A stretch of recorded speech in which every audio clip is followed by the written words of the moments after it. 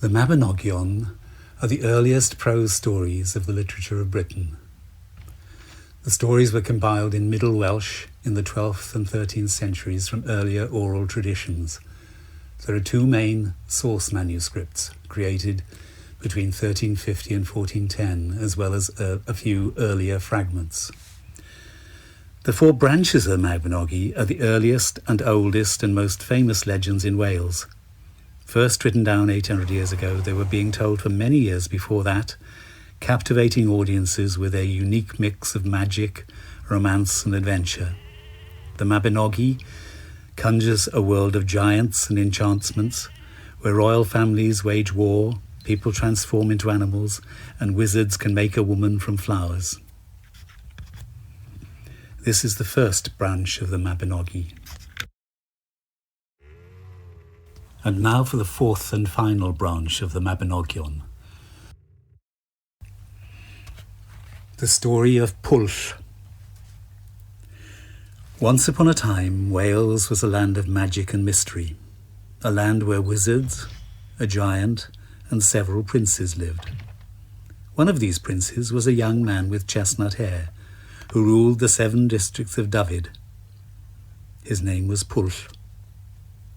The people of Dyfed smiled whenever they heard his name. Pwll means carefulness, and their prince wasn't at all careful. He was a cheerful and lively young man who tended to do things in a great hurry. One afternoon, Pwll left his court in Arbroath and went hunting with his men. At the sound of the horn, they set out for the woods of Glyn Cwll. Of course, Pwll had to ride faster than anyone. Soon he had left his men far behind. The only ones who could race him were his grey hunting dogs. The dogs disappeared into the trees. Pwll listened for their barking, ducked under the branches and followed as best he could. To his surprise, he found his dogs cowering silently at the edge of a clearing. A stag was stumbling towards them, chased by a pack of noisy hounds with red ears and snow-white fur. When the stag was brought to the ground and killed, Pwll's dogs whined and looked up at their master. "You'll have a share of the meat, don't worry," said Pwll. With a whoop, he galloped towards the stag and drove the strange hounds away, and then he whistled his own pack. While his dogs were eating, Pwll got down from the saddle. He was brushing the leaves from his golden-brown tunic when he saw a rider approaching. "Good day to you, friend," called Pwll with a smile. The rider stopped in front of Pwll. He was strong and broad-shouldered, with hair as black as night and a weather-beaten face. His scornful blue eyes looked down at the young prince. "You're no friend of mine," he said. "Why is that?" said Pwll in astonishment. "Because you're a thief," the stranger replied. "You've stolen my dogs, and stolen their meat and given it to your own." Pwll felt ashamed. The stranger was right. "I'm sorry," he said. "I didn't stop to think. Is there any way I can make it up to you, whoever you are?" "I'm Arwen, King of Anwin," the rider replied. Pwll bowed low. "How can I help you, my lord?" he said. "Please tell me so that we can be friends." Arwen replied in a deep, rumbling voice. "I have an enemy who's trying to steal my land. His name is King Hafgan. If you want to be my friend, you must get rid of him." "I'll do that," agreed Pwll. "But what's your plan to get rid of Hafgan?" "Well," said Arwen, watching him closely, "I shall cast a spell that will make you look exactly like me, and then you must set off for Anwin and rule my country for a year and a day. A year from today, I've promised to fight Hafgan at the ford where the river is low. You shall fight in my place." Pwll was amazed. This was the strangest plan he'd ever heard, but he said nothing. "When you fight Hafgan, you must strike him once only," Arwen went on. "One blow will kill him, but the second will make him strong. Do you understand?" Pwll nodded. "What will happen to Dyfed while I'm away?" he asked. "I shall rule Dyfed in your place," replied Anwin, with a faint smile. "By magic, I shall look exactly like you. No one will know the difference." Without another word, Arwen got down from his horse, and Pwll took his place. The two men rode side by side in the direction of Anwin, and their dogs around them. As soon as they reached the borders of Arwen's land, Pwll noticed that his dogs had disappeared. He looked over his shoulder and saw them run over the brow of the hill. Beside them was a young man in a brown tunic whose chestnut hair danced in the wind. Pulch looked down at himself and saw hairy black arms, strong muscles, and a large hunting horn that lay against a grey tunic. On the outside he'd become Arwen, king of Anwin, but on the inside he was still Pulch. Pulch slowly approached the court of Anwin and Arwen's dapple grey horse. Servants came to take charge of the dogs and to help him down from the saddle. The officials of the court came to greet him. They took him inside and dressed him in a golden suit. "Welcome back, King Arwen," they said. "Did you enjoy the hunt?" Pulch opened his mouth and heard Arwen's deep voice rumble from his throat. "Yes," he said shyly. A banquet had been prepared in the great hall. Pulch had never seen such rich food. All the plates and goblets were made of gold, studded with precious jewels. Anwin was a very prosperous country indeed. Pulch sat at the table and began to enjoy himself. For a whole year, Pulch ruled this marvellous land. He feasted and hunted and spoke kindly to everyone. There was only one problem. Sometimes when he was talking to the people of Anwin, he had to stop and think carefully in case they guessed he was a stranger. Pulch wasn't used to being so careful. Still, the days flew by, and soon it was time to fight Hafgan. On the morning of the fight, Pulch got up early. He rowed down to the river with his most important men at his side. On the far bank, near the ford where the water was low, stood King Hafgan and his followers. The king's shield flamed in the sunlight, and Pulch's hand tightened on his spear as he faced his enemy. "Listen, all of you," announced the officer in charge. "This is a fight between two kings. Everyone else stand back." When the crowd had moved away, the officer signalled to the two kings, and both began to move towards the river. As soon as he heard the splash of water beneath his horse's hooves, Pulch moved as fast as a snake. He leaned forward in his saddle and hurled his spear at Hafgan. The king's shield split in two, and Hafgan was thrown into the river. He lay there with water streaming from his grey hair. "King Arwen," he whimpered, "strike me once more and that'll be the end of me." But Pulch remembered Arwen's words. "No," he said, "I'm not going to strike another blow. Don't even ask." "Then this really is the end," groaned Hafgan. The king sank beneath the water, and his servants came to carry his body away. When they'd gone, Pulch called Hafgan's other followers who were still on the riverbank. "You've lost your king. Now choose someone to replace him." "You," replied the men with one voice. "You, Arwen, shall be our king." Without waiting to be asked, they came across the river and went off to celebrate in Arwen's court. From that one day, Pulch ruled two kingdoms. He was king of Anwin, as well as of Hafgan's land. He enjoyed every minute of it, but still he couldn't wait to get back to his own country. At noon the following day, Pulch left the court of Anwin and galloped all the way back to Glyn Cwch. On the banks of the stream stood a young man with chestnut hair that tossed in the wind. When he heard the hoofbeats, he turned to Pulch and smiled broadly. "I've heard the news," he said, holding out his hand. "Thank you kindly, my friend." As he shook hands with Arwen, Pulch saw his own reflection shimmer on the water. His black hair faded to reddish brown, and his cheeks became smooth. He was young once again. He laughed out loud and heard his own voice ripple from his throat. Beside him stood Arwen, with hair as black as night. The two promised to remain friends before setting off for their own lands. Pulch rode on to his court at Arbeth. He was so glad to be home. He left from the saddle without warning for his servants to attend him and ran into the hall. Every man and woman turned to look at him in astonishment. "Sir, what's wrong?" they said. "You haven't looked so cheerful or moved so quickly for a whole year." "Oh," said Pulch, "what have I been doing then?" "You've been ruling this country wisely and carefully," was the reply. "You were so wise we could hardly believe it was you." "Oh," said Pulch, and then he confessed that it hadn't been him. It was Anwin who'd been wise and careful. "But I'll be like Anwin from now on," he said cheerfully. "I really will. I promise." And he kept his promise for a while. Pulch was prince of 7 districts of Dyfed, so he had several courts. One day he was back in Arbeth, where a feast had been prepared for him. When the meal was over, he said to his men, "I'm going to take a walk to the top of that hill over there." "Oh, please be careful," warned his chief courtier. "We call that hill the throne of Arbeth.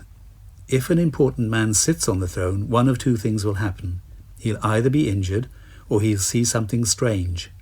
"Really?" Pulch was delighted. He hadn't seen anything strange since leaving Anwin. "I'm definitely going to climb that hill now," he said. Pulch bounded to the top of the throne of Arbeth with his men at his heels.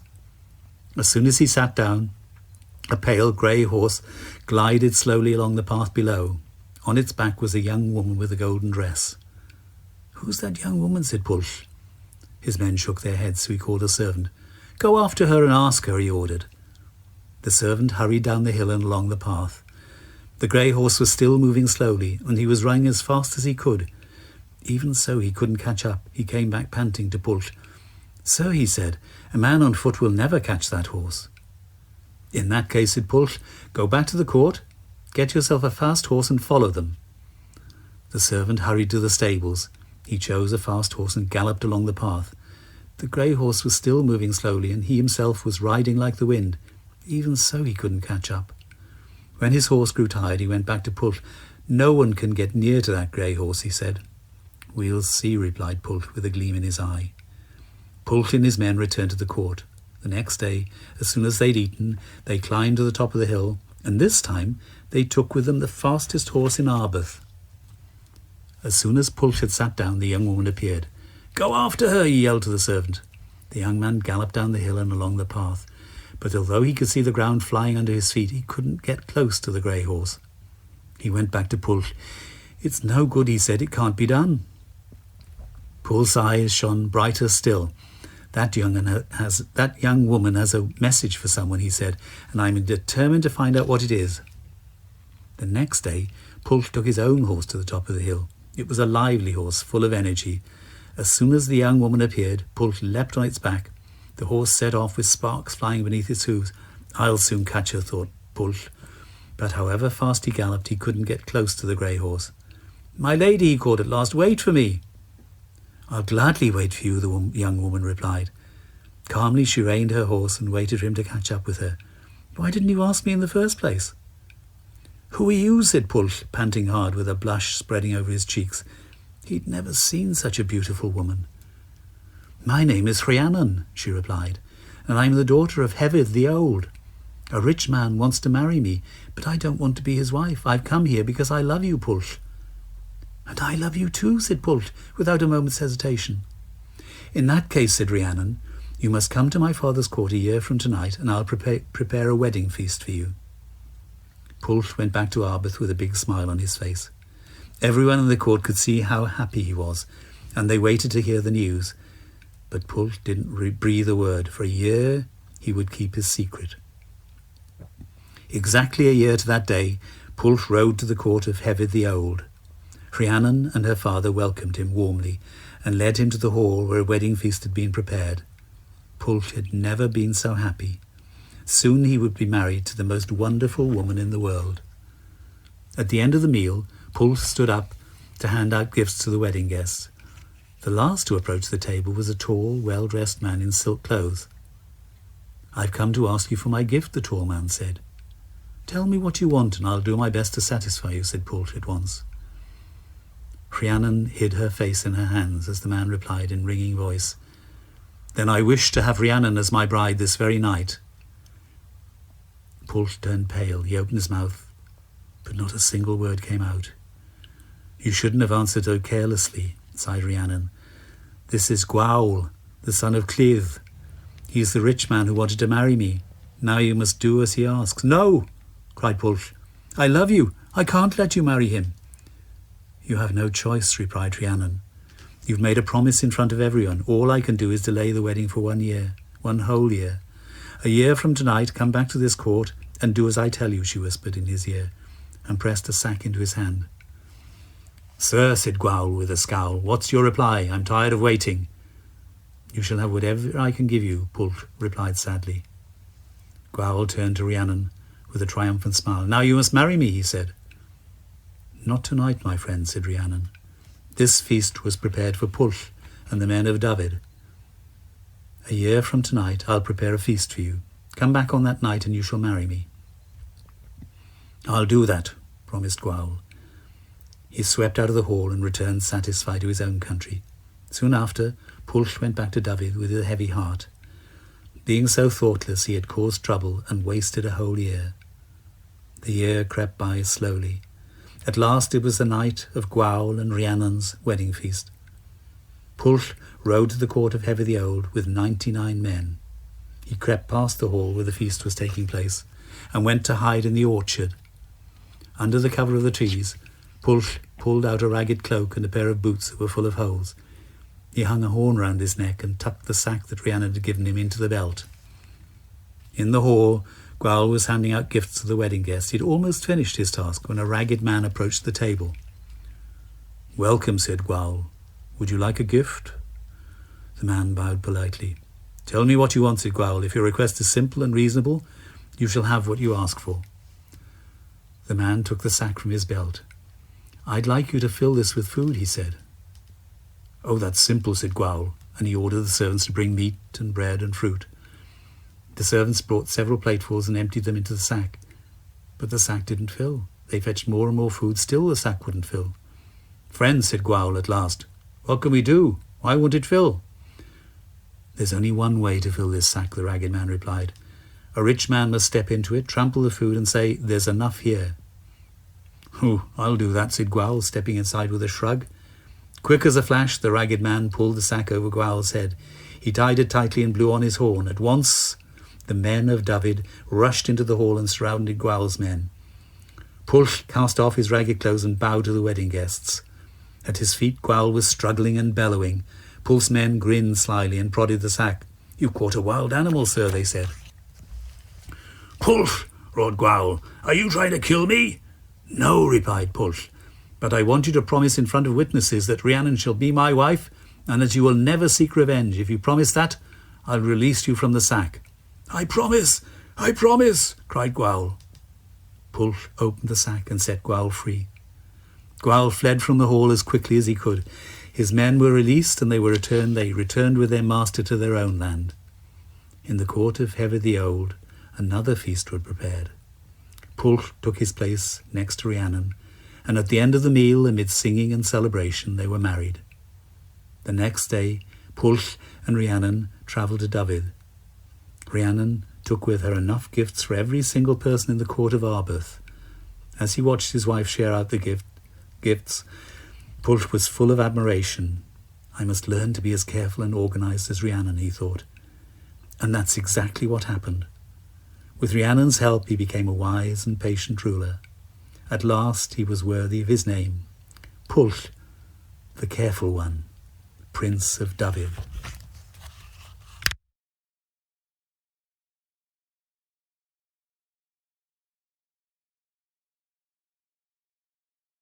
And now for the fourth and final, the Mabinogion, Part 2, the story of Branwen.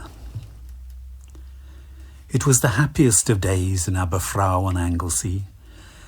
In an enormous tent overlooking the sea, Branwen, princess of the Island of the Mighty, had married Matholwch, king of Ireland. Long live Matholwch and Branwen, called King Bendigeidfran. Bendigeidfran was Branwen's brother and a giant of a man. No house was big enough to hold him. That's why the wedding was taking place in a tent. Bendigeidfran smiled at his sister and her husband, who was sitting beside him at the table. Only a week had gone by since Matholwch had sailed from Ireland to ask for Branwen's hand in marriage. Bendigeidfran had willingly given his consent. This marriage would unite two countries in friendship. What could be better? Long live our two peoples, called Matholwch, with a smile for his lovely wife. Long live our friendship, replied the Welsh and the Irish, with smiles for each other. The sound of their laughter spilled across the fields and reached the ears of a rider who was galloping northward. The man stopped and glowered at the direction of Aberfraw. Bendigeidfran's holding a banquet, he grumbled to himself. and he's having a good time too. Why didn't he tell me?" The rider's name was Efnisien, and he was Branwen and Bendigeidfran's half-brother. Instead of continuing on his journey, he galloped across the country to the king's yard. There he dismounted in a hurry and made for the nearest stable. It was full of strange horses. "Whose horses are they?" he called to a servant. "They belong to Matholwch," the servant replied. "Matholwch!" exclaimed Efnisien. "King of Ireland? What's he doing here?" "He's just married your sister," the young man said proudly. "What?" The look on Efnisien's face frightened the boy. He took a step back, but Efnisien caught hold of his tunic. "You're telling me that Branwen has married Matholwch?" he shouted in his face. "Yes, without asking me? What right did she have to marry without asking me?" Efnisien snatched a knife from his belt. The servant gasped in fright and fell against the wall of the stable. Efnisien was attacking the horses. He was hacking at their tails and cutting off their ears. "This is my wedding present for Matholwch," he bellowed. The servant jumped to his feet and ran for his life. He ran all the way to the wedding tent with screams of horses echoing in his ears. He made his way to the high table and whispered his message to Bendigeidfran and his brother Manaduldan. And the two got up at once and left the tent. Matholwch hardly noticed. He only had eyes for his lovely wife Branwen. But 3 of his servants had seen Bendigeidfran depart in a hurry, so they followed him. They came back, red-faced with rage. "The Welshmen of this island have made a fool of you," they spluttered. To Matholwch, "Whilst you were feasting, they attacked your horses." "That can't be true," said Matholwch. "It is true," insisted the stewards. "Listen." Matholwch listened. The laughter in the tent died away, and from across the fields came the painful, pitiful neighing of horses and the terrified rattle of their hooves. "You must leave now," said his stewards. "You've been insulted. A king should not be insulted in this way." "No," agreed Matholwch. "A king should never be insulted. Come, my men," he ordered. "We're going back to our own country." Without a word to his wife, Matholwch left the tent and headed down towards the sea, where his 13 ships were waiting for him. King Bendigeidfran was standing on the stable yard with his huge hand clamped around his half-brother's arm. He looked down the hill and saw the Irishman headed for the shore. Efnisien, he said sadly, "look at the trouble you've caused." "Me?" scoffed Efnisien, pulling himself free. "It was you who let our sister marry the King of Ireland. You're the fool, Bendigeidfran." "A fool is a man who's always quarrelling and taking offence," said Bendigeidfran. "If you weren't my half-brother, I'd have you punished." The giant called Mandawulden and the 2 other men was called. "Go to Matholwch as once," he ordered. "Tell him I'll replace all the horses that were injured." Efnisien snorted. "And I'll give a silver cane and a gold plate as big as his face," said the giant. "Ask Matholwch to come back here so that we can be friends once more." "Fool!" yelled Efnisien, leaping onto his horse. Bendigeidfran shook his head as he watched him ride away. Efnisien was a bitter man. He caused great unhappiness wherever he went. The giant was glad to see the back of his half-brother. Down below on the beach, Mandawulden had caught up with Matholwch, the King of Ireland. Bendigeidfran watched them closely, and when he saw the Irishman turn away from the sea, Bendigeidfran hurried to meet him. With a smile on his face, he led Matholwch back to the tent where Branwen was waiting for him. Matholwch sat by his wife as before, but to the giant's disappointment the young man was gloomy and ill at ease. "You're still brooding on the wrong that was done to you," said Bendigeidfran kindly. "I know how you feel, and that's why I'm going to offer you another gift." "What sort of a gift?" said Matholwch. "A magic cauldron," the giant replied. "It's known as the Cauldron of Rebirth. When one of your soldiers dies in battle, put him in the cauldron and he'll come back to life." "I've heard of the cauldron that brings soldiers back to life," said Matholwch excitedly. "Then you shall have it," said Bendigeidfran. "And I'll accept with gratitude," replied Matholwch. "You have proved yourself a true friend, because only a true friend could offer such a valuable gift." The king cheered up. He began to talk merrily once more and to smile at his wife Branwen. The next morning they both sailed for Ireland. From the deck of the ship, Branwen looked back at the island of the mighty. The sun was dancing on her brother Bendigeidfran's armour. She watched till the very last glimmer had disappeared. Matholwch put his arm around her. "You'll be as happy in Ireland as you were in your homeland," he said to his wife. "I promise you." And for a whole year, Matholwch's promise held true. For 1 whole year, Branwen was happy in Ireland. The Irish thought the world of their queen. She was so pretty and so friendly and so generous. Before the end of the year, she gave birth to a son. His name was Gwern. Gwern was sent to the best school in Ireland, where he could learn to be king. King Matholwch had told no one of the wrong that had been done to him on the island of the mighty. But as the months went by, rumours reached the ears of his foster brothers. "What's this we hear?" they demanded. "Is it true that your horses were maimed at the time of your wedding?" "Well," began Matholwch, "so the Welsh have brought shame on the King of Ireland." "Not all the Welsh," said Matholwch, "only one man." "But that man is Branwen's half-brother," said the brothers angrily. "You must punish your wife." "Certainly not," replied Matholwch. "Branwen has done nothing wrong. She didn't deserve to be punished." "If you intend to remain king, you must punish her," insisted the brothers. Matholwch realized they meant what they said. If he didn't punish Branwen, one of them would take his place. "All right," he muttered. Branwen will no longer be queen. She'll be sent to work in the kitchen." "That's not enough of a punishment," snapped the eldest brother. "Tell the butcher to box her ears every morning after he's finished chopping the meat." With the brothers watching, Matholwch gave the order. He heard the soldiers lay hold of Branwen and drag her to the kitchen. He heard her cry out to him. Matholwch turned his back and fled from the court. One of his stewards followed him. This steward had been a guest at Matholwch's wedding. "Sire," he whispered in the king's ear, "you must stop our people visiting the island of the mighty, and if the people of that island land on our shores, you must order your soldiers to imprison them. We don't want the Welsh to hear what's happening to Branwen." Matholwch shuddered.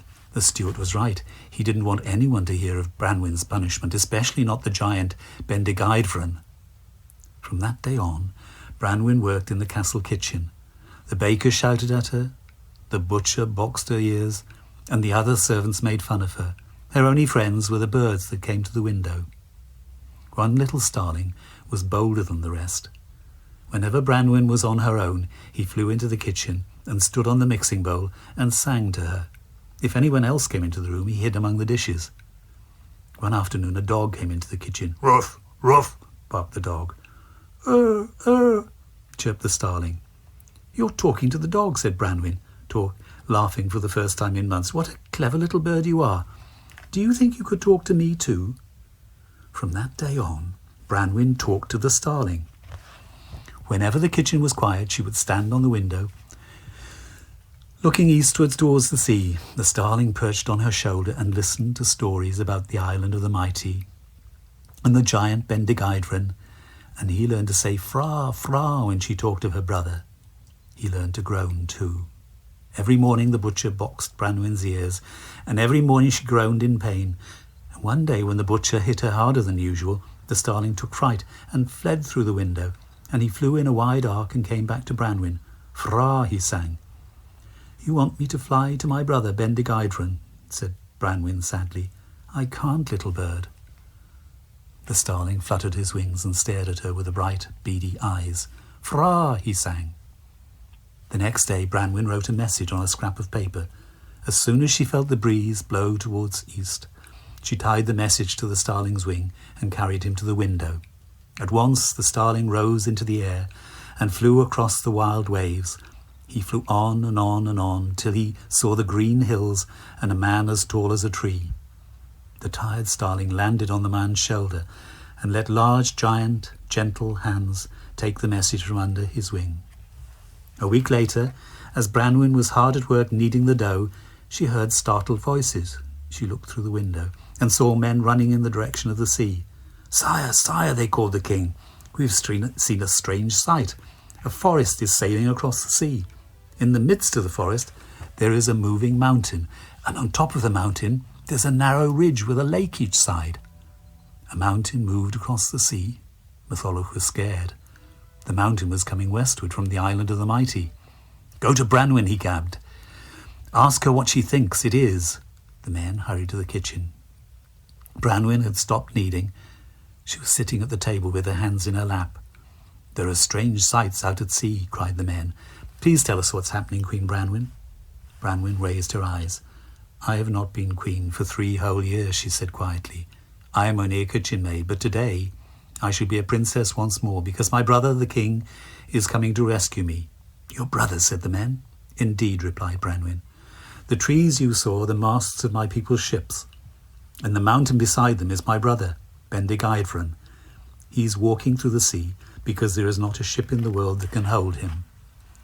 "But we saw 2 lakes," said the men. "The lakes are his glowering eyes, one each side of his long nose," said Branwen. "They are full of anger towards Ireland because you've been so cruel to his sister." The men hurried back to inform their king, Matholwch. Matholwch was more terrified than ever. How could he escape from the Welsh and their giant king? He called his stewards. "We must cross the river Liffey and destroy the bridge behind us," advised the stewards. "No man can cross the magic Liffey without a bridge." Matholwch and his men escaped across the Liffey and smashed the bridge. As the last plank fell into the water, the earth trembled and a huge shadow fell over them. Bendigeidfran was standing on the far side of the river. "He who is the leader must also be the bridge," he said to his men. Matholwch turned pale. "What does he mean?" asked the stewards. "Bendigeidfran is the leader of the Welsh, so he's going to make a bridge for them," Matholwch whispered. Before the words were out of his mouth, the giant had laid across the river, so his head was on the bank on which Matholwch stood. One by one his men began to run across his broad back. Matholwch retreated in a hurry and sent messengers to bargain with Bendigeidfran. "Sire," said the messengers, "Matholwch wants to bring this quarrel to an end. To prove it, he has a special gift for you. You've never lived in a house because you're so tall. Matholwch plans to build a house that's large enough for a giant and fit for a king." Bendigeidfran shook his head. "What good is a house," he asked, "when you have been so cruel to my sister?" "Your sister is free," said the messengers. "Look, here she comes." "Bendigeidfran, Bendigeidfran." Branwen was running towards the river. Bendigeidfran reached out his long arms, lifted her across the water, and held her tight. "Tell Matholwch to build the house," said Branwen. "I've had enough of this hatred and quarrelling. I want us to be friends once more." "Friends?" said a scoffing voice. "The Irish don't know the meaning of the word." Efnisien was standing on the riverbank, sword in hand. "You're the one who doesn't know the meaning of the word," growled the giant. "You make every man your enemy. Put away your sword, Efnisien. I'm going to accept Matholwch's gift." Bendigeidfran and his men set up camp on the riverbank and waited for the house to be built. As Matholwch had promised, it was a house unlike any other house that had been seen before. It stood taller than the tallest tree, with 100 pillars to support the roof. Once the house was finished, Efnisien was the first to go inside. He stalked from room to room, and when he saw 2 bulging sacks that hung from each of the 200 pillars, he bared his teeth with savage glee. "What's in those sacks?" he asked the Irishman who was standing at the door. "Flour," replied the man. "Flour?" said Efnisien. "Then why are they wriggling?" In one swift move he pounced on the nearest stack and crushed it with all his strength. From the sack came a scream of pain. Inside was an armed soldier. The other sacks began to wriggle and squirm. Efnisien ran from one to the other and crushed the soldiers inside. When he had killed 200 men, he went to find Bendigeidfran. "I was right," he said triumphantly. "Matholwch tricked us. He wants to destroy us." "No, no," said Bendigeidfran. "Look, here comes Matholwch with his little son Gwern. Matholwch intends to make our nephew king in his place. Our 2 countries will be united." "Never!" With a scream of rage, Efnisien snatched the boy from his father's grasp, and before anyone could save him, he threw him onto the fire. At once the soldiers of both countries drew their swords and rushed into battle. Bendigeidfran picked up his poor sister and sheltered her under his shield. "Bendigeidfran will kill us all," cried the Irish when they saw the giant coming towards them. "No, have no fear," Matholwch told them. "I have a magic cauldron. It's known as the Cauldron of Rebirth. If you're killed in battle, the cauldron will bring you back to life." With a proud roar, the men of Ireland ran at the enemy. Meanwhile, the king's servants lit a fire under the magic cauldron.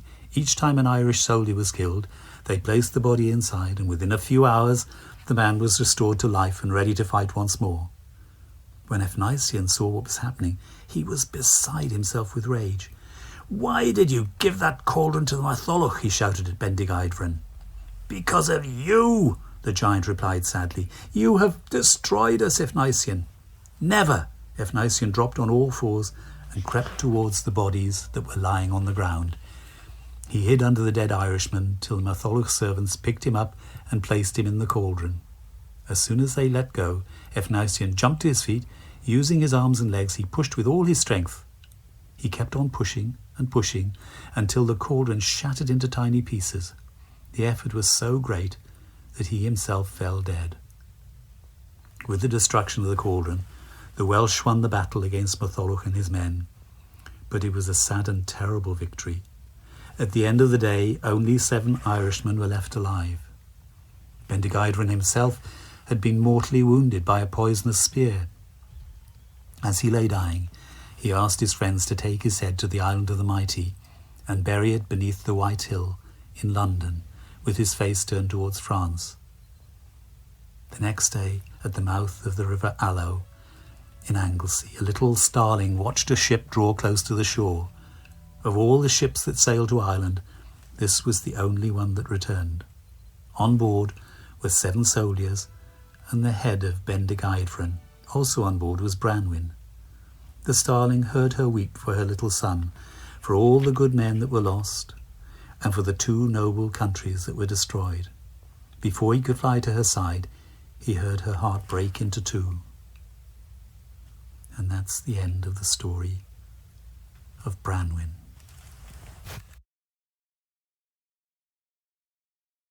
Part 3 of the Mabinogion, the story of Manawydan. Prince Manawydan felt sad and lonely. He'd come to London to bury the head of his brother, Bendigeidfran, beneath the White Hill. Now he was wandering the streets of the city with Pryderi, the Prince of Dyfed. "I don't know what to do," sighed Manawydan. "I have no home nor family. My brother is dead and another man rules the Island of the Mighty. I've nowhere to go." "You poor thing," Pryderi said, feeling sorry for his friend. Pryderi had his very own court in Arbeth, and a wife and a mother to keep him company. "Manawydan," he said, "you must come home with me." "You're very kind," said Manawydan with a shake of his head, "but I can't live in someone else's home." "I know that," said Pryderi, "but my father has died, so if you marry my mother, Rhiannon, my home will be also your home." Manawydan looked at him in astonishment. Who but Pryderi would make such an offer? Pryderi was the son of the Prince Pwll, and just as headstrong as his father when he was young. "I'm serious," Pryderi insisted. "Come with me and meet my mother. If you 2 decide to marry, I'll let you rule Dyfed on my behalf, and then you'll have a land, a home, and a family." A land, a home, and a family. How could Manawydan refuse? That afternoon he left London and rode westward with Pryderi. The 2 men travelled for a month until they reached a land of green meadows and busy little cottages. Snow-white sheep speckled the hillside, and silvery fish darted in the clear water of the streams. "What do you think of this land, Manawydan?" asked Pryderi. "Would you say it was beautiful?" "Very beautiful," replied Manawydan. "Well, this is Dyfed," said Pryderi proudly. The 2 rode on to the court at Arbeth. Cigva, Pryderi's wife, came out to greet them, followed by his mother, Rhiannon, her fair hair glowing in the sunlight.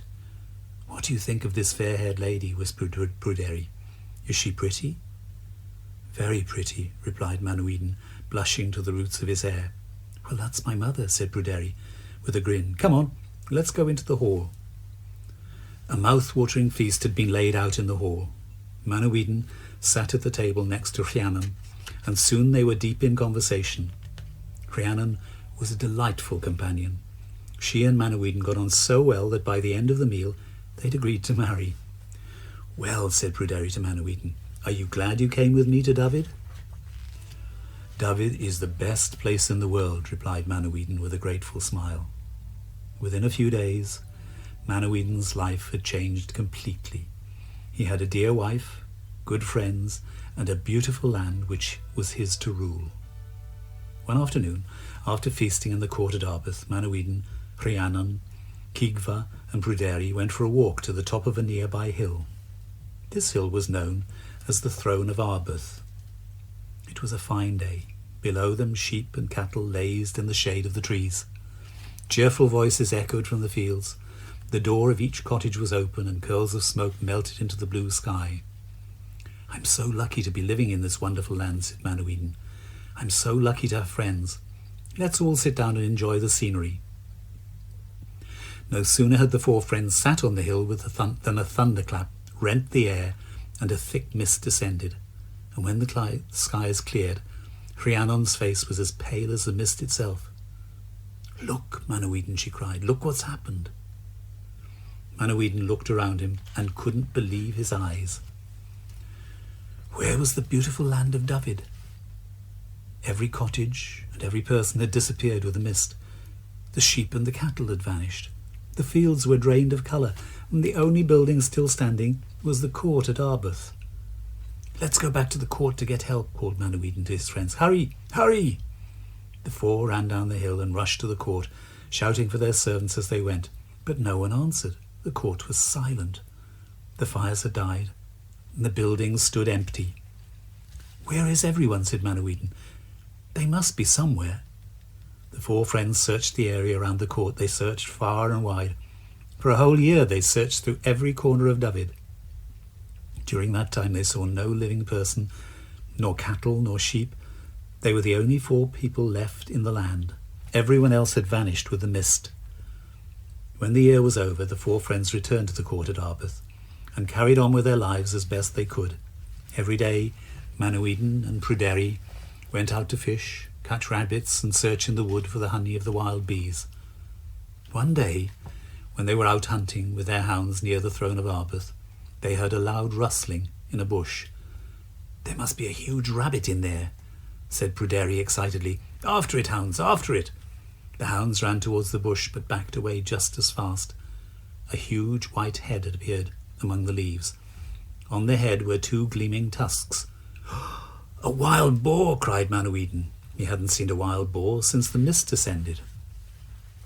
The wild boar pushed its way out of the bush and stood boldly in front of the hounds. "Come on, hounds!" yelled Pryderi. "Kill it!" But the hounds' tails drooped, and they whined and looked uneasy. The boar was standing its ground. They were the ones who were afraid. With grunts of annoyance, Manawydan and Pryderi got down from their saddle. At once the boar turned tail and ran off past the throne of Arbeth, followed by the men and their hounds. It ran and ran till it came to the shimmering castle where no castle had ever stood before. The two princes stopped, open-mouthed. Who had built the castle? Where had it come from?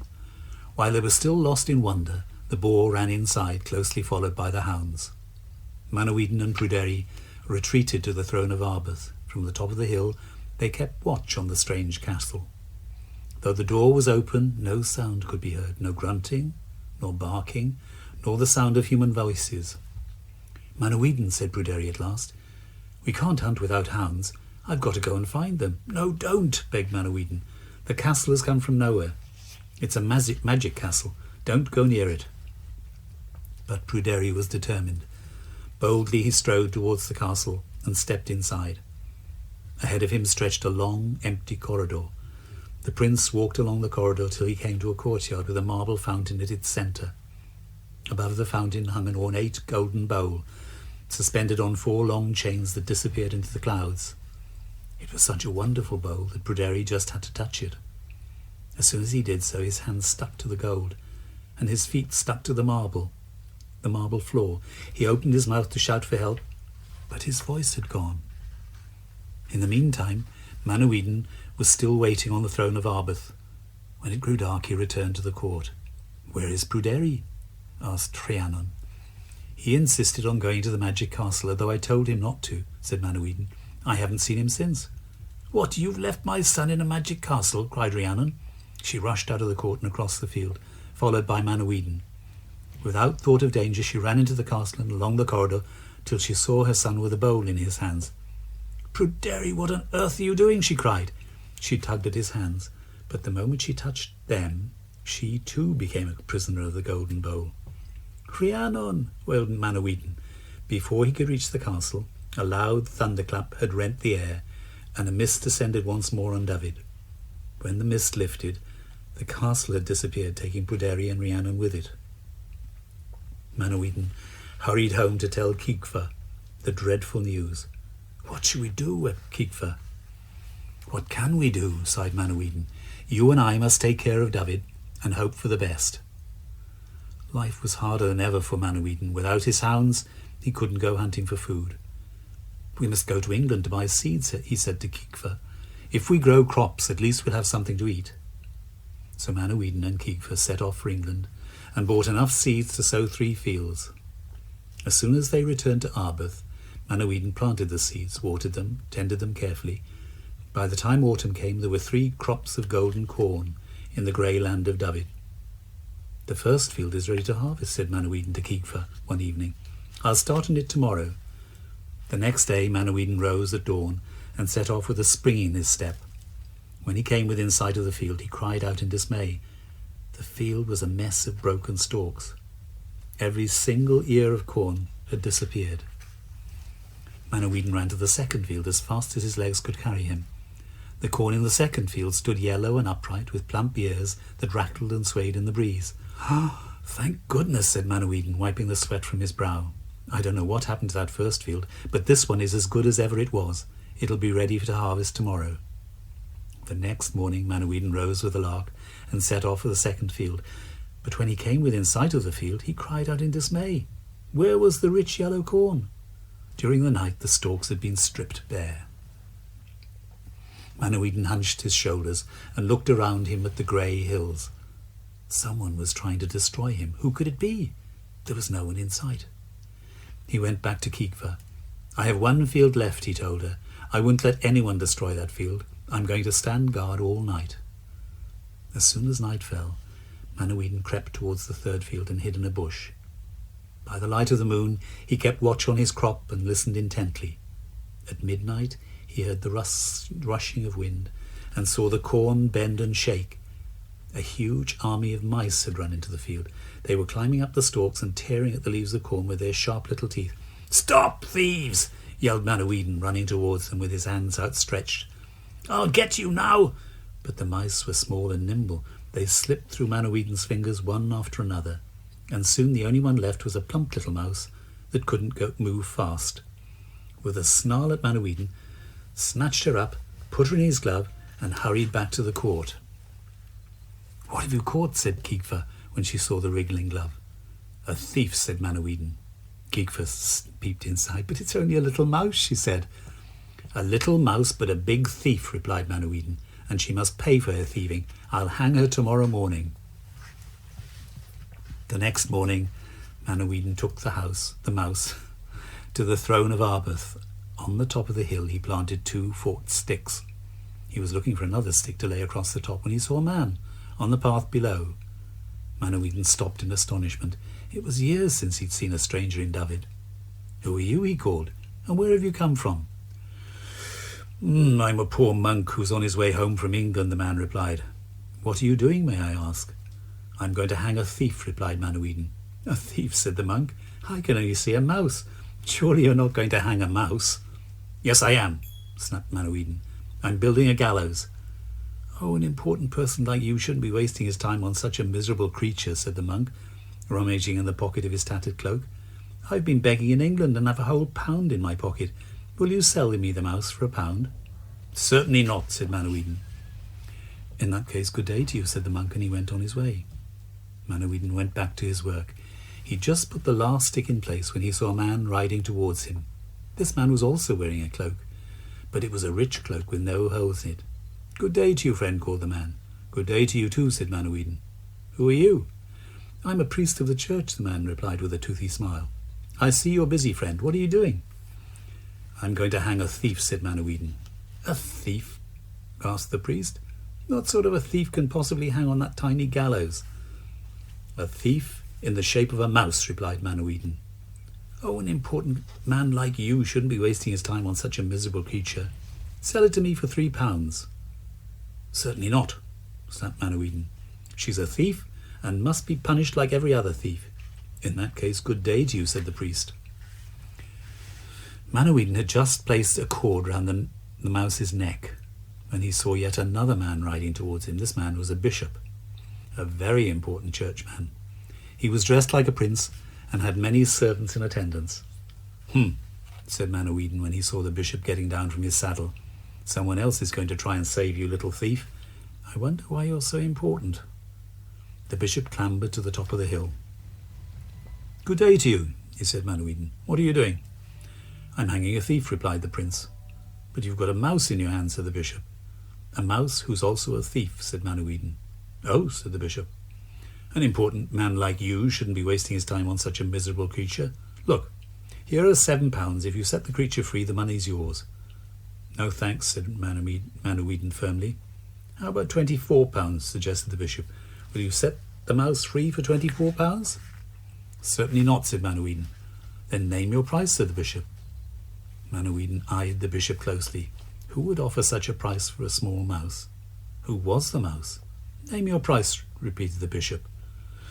I've lost my wife Rhiannon and my friend Pryderi, Manawydan replied cunningly. I want them back, that's my price.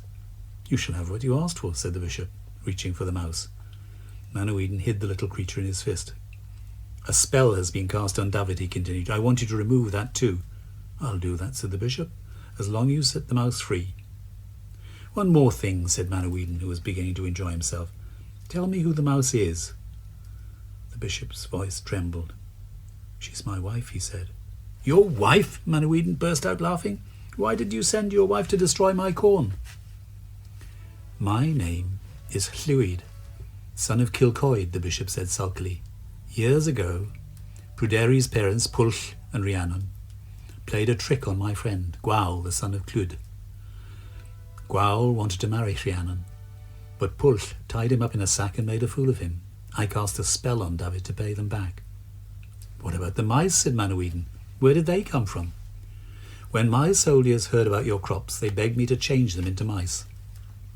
They were the ones who destroyed your corn on the first 2 nights. Then on the 3rd night, my wife and the ladies of the court asked if they could have their turn. My wife is expecting a baby and can't move very quickly. If it wasn't for that, you'd never have caught her. At the sound of her husband's voice, the mouse poked her head out of Manawydan's fist. Before Reid could catch hold of her, Manawydan hid her behind his back. Not so fast, he said. I haven't finished yet. What else do you want? Growled Reid. I want you to promise that you'll never cast another spell on David, said Manawydan. I promise, said Reid. Now, for goodness sake, set my wife free. Manawydan shook his head. No, he said. I also want you to promise never to take revenge on myself, Pryderi, or Rhiannon. Just as well you said that, sneered Reid. I was planning to play all sorts of tricks on you. I'm sure you were, said Manawydan. But do you promise? Yes, snapped Reid. Now give me my wife back. First, let me see Pryderi and Rhiannon, said Manawydan. Reid sniffed and stepped to one side. On the hill behind him stood Rhiannon and Pryderi. Manawydan rushed towards them and hugged them so tightly that the mouse squealed. Now you can go back to your husband, said Manawydan. The mouse jumped from his hand and ran across the grass to her husband. At the wave of Reid's magic wand, she turned into a beautiful young woman. The countryside around her became green and lush once more. Smoke curled from cottage doorways, and sheep and cattle grazed in the fields. Manawydan, Pryderi, Rhiannon hurried down the green hill towards Arbeth. In the court Cigva was waiting for them. Fires were burning in the hearths. The cooks were busy preparing a feast, and servants were carrying dish after dish to the great hall. Manawydan put his arm round his wife and turned to his friends with a beaming smile. David is the best place in the whole wide world, he said proudly. That mist will never bother us again." And so the four friends sat down to celebrate in the beautiful land of David, where the sun was shining. The Mabinogion, Part 2. The story of Branwen. And now for the fourth and final branch of the Mabinogion, the story of Blodeuwedd. Math the magician, lord of Gwynedd, needed a maid to care for him. Arianrhod, sister of Gwydion the wizard, went to see him at his court in Caer Dathel. "I'd make you a good maid," she said. Math looked into her blue eyes. "Do you have any children?" he asked. "I don't want a woman with children." "I have none," Arianrhod replied. That was a lie. Arianrhod had 2 sons. One was old enough to leave home, but the other was a small baby. The baby was hidden in a chest at the foot of her brother Gwydion's bed. "If you have no children, then you shall be my maid," Math said to her. That very day, Arianrhod joined Math at court and forgot all about her little boy. Early next morning, Gwydion was woken by a baby's cry. In the chest, his nephew was wriggling and throwing aside the sheets. Gwydion picked him up and went in search of a nursemaid, because he couldn't take the boy to his mother. The boy grew very quickly in the nursemaid's care. At the age of 1, he could run and talk like a 2-year-old. When he was 2, he could wander around on his own. Gwydion was proud of his nephew and loved him dearly. When the boy was 4, he looked like an 8-year-old, and Gwydion decided to take him to Caer Arianrhod, where his mother had made her home. Arianrhod greeted them both with a warm smile. "Gwydion, how good to see you," she said. "And who's this fine young man at your side?" "Don't you recognize him?" said Gwydion. "He's your own son." "Hush!" Arianrhod's smile disappeared. She dragged Gwydion to a quiet corner and demanded, "Have you come here to make trouble for me?" "No," said Gwydion. "I thought you'd be happy to see your son." "Happy?" snorted Arianrhod with a curl of her lip. "What's your boy's name?" "He has no name as yet," replied the wizard. "Then he'll never have one," said Arianrhod spitefully. "Only his mother can give him a name, and I'm not going to do that, not ever." Gwydion couldn't believe his ears. "You're a wicked woman," he called over his shoulder as he led his nephew away. The wizard was angry. A boy couldn't live without a name. Everyone would make fun of him. But Arianrhod was right. Only a mother could name her son. Somehow or another, he would have to make her change her mind. The very next day, Gwydion took the boy down to the shore and wandered among heaps of seaweed at the water's edge. Out of one heap he conjured a sailing boat. Out of another he made the best and softest leather in the world. The wizard and the boy loaded the leather onto the ship, and together they sailed to Caer Arianrhod. Along the way, Gwydion cast a spell to change their appearance so that no one would know them. From the window of her castle, Arianrhod watched the approach of the ship and its crew. "Who are those 2 men?" she asked. "They are 2 shoemakers," her servants replied. "Look at the leather they have on board. It's shining like gold." "Indeed it is," said Arianrhod greedily. "Measure my feet at once. I must have a pair of golden shoes." The servants measured their mistress's feet and took the order to Gwydion. But instead of following the measurements, Gwydion made the shoes which were far too large. The shoes fell off Arianrhod's feet. "These are no good," she grumbled to her servants. "Go and ask for a smaller pair." The servants hurried back to the ship. This time they returned with shoes that were far too small. "I suppose I'll have to go down to the ship myself," said Arianrhod with a grunt of annoyance. "I must have a pair of golden shoes." Arianrhod marched down to the shore and boarded the ship. The old shoemaker measured her feet, while his little fair-haired companion played with a heap of pebbles. When a wren landed on the ship's mast, the boy flicked a pebble that struck the bird on its leg. "What a good shot," called Arianrhod to the boy. "You're the real Lliw Llaw Guffis." "Ha!" Arianrhod recoiled in dismay. Before the words were out of her mouth, the shoemaker and his assistant had begun to change shape. The ship vanished, leaving her stranded on a bed of seaweed. Beside her stood Gwydion and the boy who was her son. "Ha ha!" said Gwydion once more. "You've just named your son Lliw Llaw Gruffis." And he smiled at the boy. The fair-haired lad with the skilful hand. That's the name your mother has given you. You couldn't ask for better. Llew llaw Guffis. The boy laughed with delight, but Arianrhod flew into a rage. You've tricked me, she shouted at her brother, but I shall have my revenge. I promise you, this boy shall never carry arms, unless I arm him myself, and I don't intend doing that, not ever. The gravel flew beneath her feet as she made her way back to the castle. Gwydion and the boy went on to Dinas Din Llew and made their home there. Llew grew into a handsome lad. He was an excellent horseman, but unlike his friends, he couldn't bear arms, and this made him very unhappy. "Cheer up," said Gwydion to him one day. "Tomorrow you and I are going on an errand." The next day Gwydion and Llew rode to Caer Arianrhod, and before they reached the castle, Gwydion cast a spell that turned them both into young men, though the wizard looked a little older than Llew. "We are 2 poets from Glamorgan," Gwydion told the porter at the castle gate. "Tell your mistress that we have come to entertain her with stories and songs." Arianrhod welcomed them joyfully. A banquet was laid out in the hall, and after the meal was over, Gwydion told his stories. He was an excellent spinner of tales.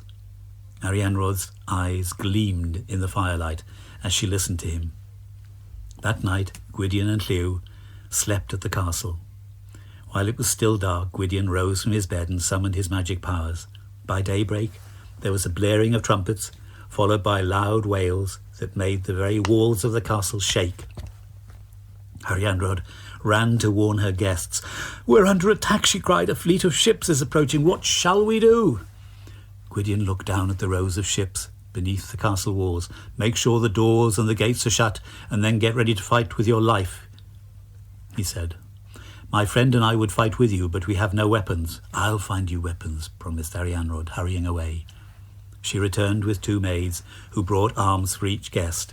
"There's no time to lose," said Gwydion. "My lady, would you please arm my friend while your maids assist me?" "Yes, of course," said Arianrhod, and she took the weapons from a maid, placed a helmet on Llew's head, put a shield in his left hand and a sword in his right. The moment she let go of the sword, the noise died away. Arianrhod looked out of the window. The sea was calm, and there were no ships in sight.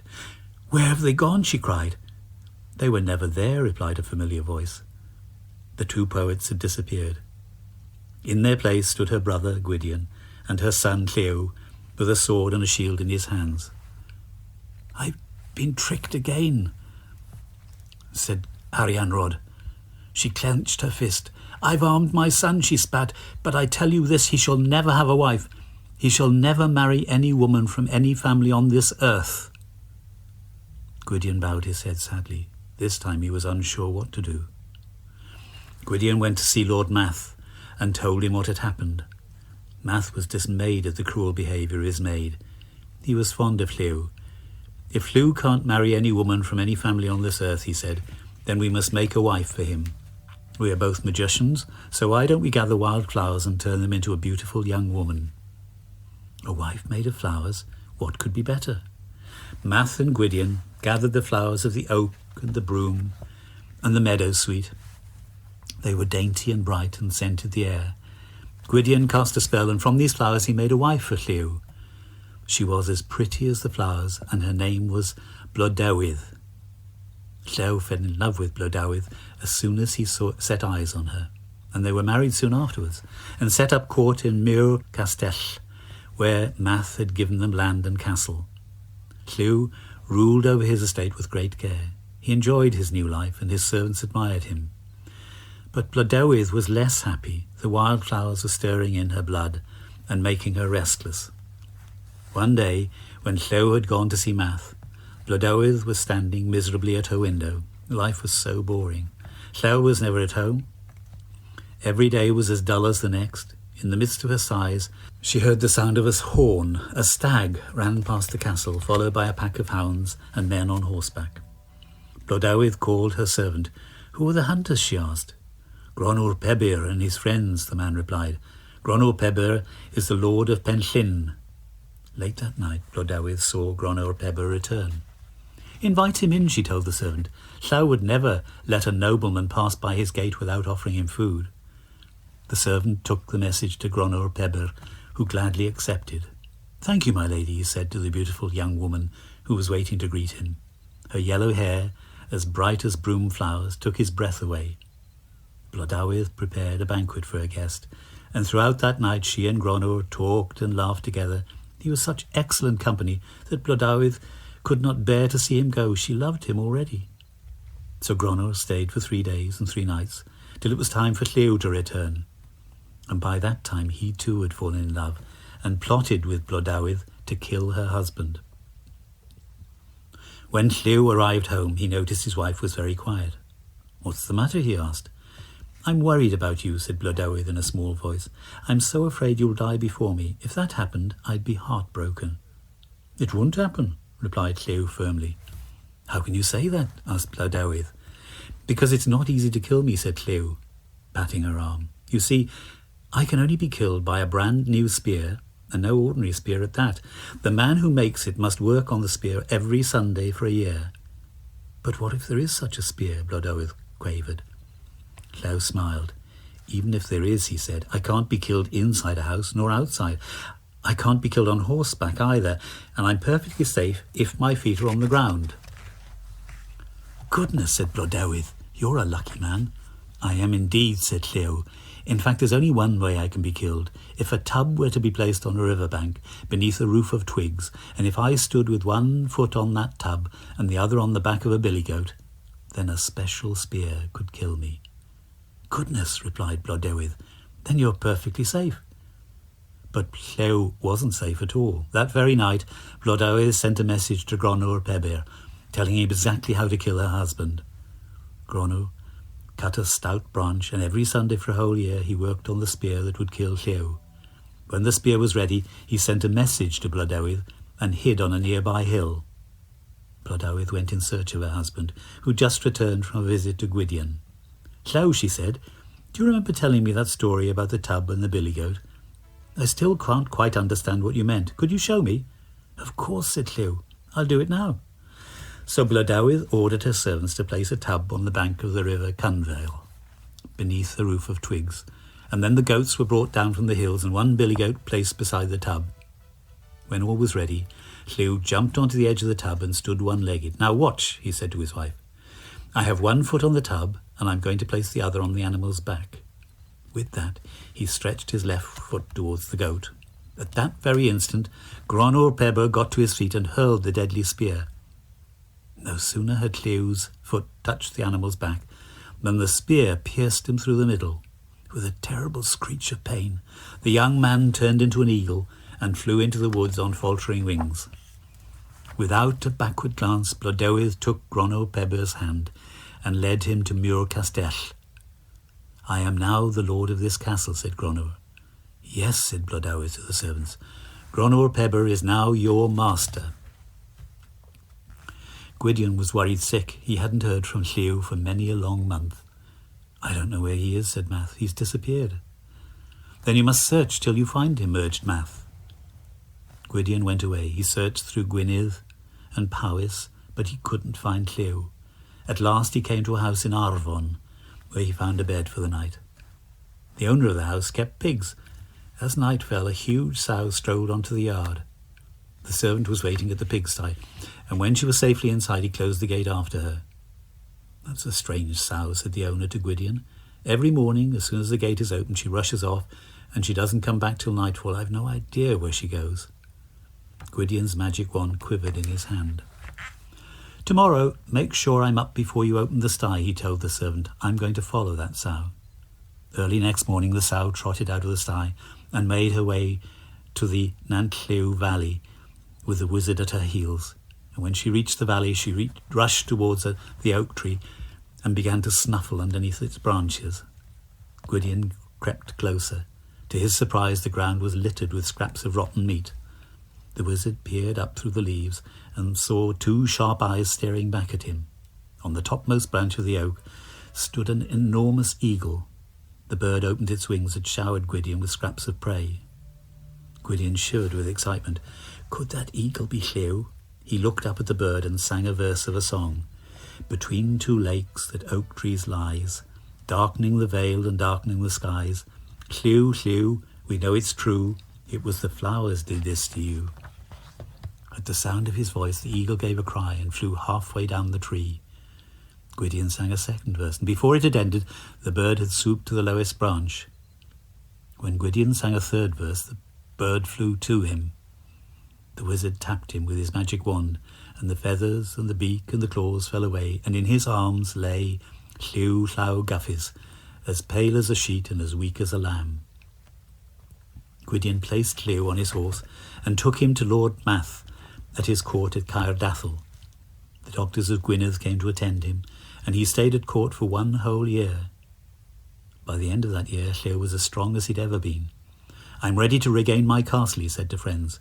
"Gronwr Pebble will pay for this." Math called up the men of Gwynedd, and Gwydion himself led them to Muir Castell.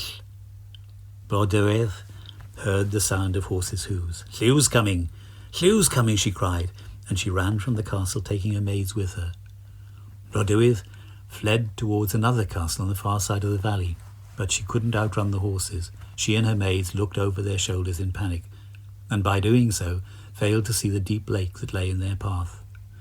The maids fell headlong into the water and drowned. Only Blodeuwedd was left alive. Blodeuwedd kept on running till she felt the warm breath of a horse on her neck. The shadow of the wizard hung over her. She screamed and hid her face from him. "Ha ha," said Gwydion. "I shan't kill you, Blodeuwedd. I'll turn you into a bird of the night, and you'll be too ashamed to come out by day, and all the other birds will hate you."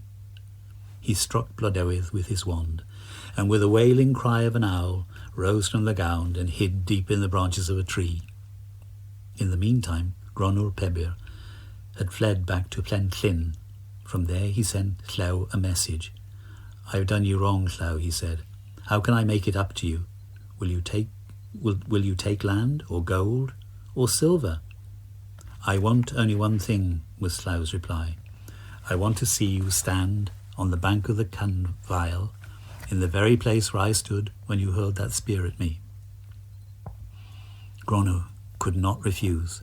He went to stand on the bank of the river Cynfeil, in the place where Llaw had stood. But first he placed a slab of rock on the bank to protect him. Llaw stood on the opposite hill and hurled his spear. Gronwr heard a whistle as it flew through the air, and then he heard nothing. The spear had shattered the rock and killed him stone dead. As Gronwr fell to the ground, an owl screeched in the woods. Gwydion turned to Lord Math. "She was once so beautiful," he said sadly. "How could flowers be so cruel?" And that's the end of the 4 branches of the Mabinogion. I hope you enjoyed them.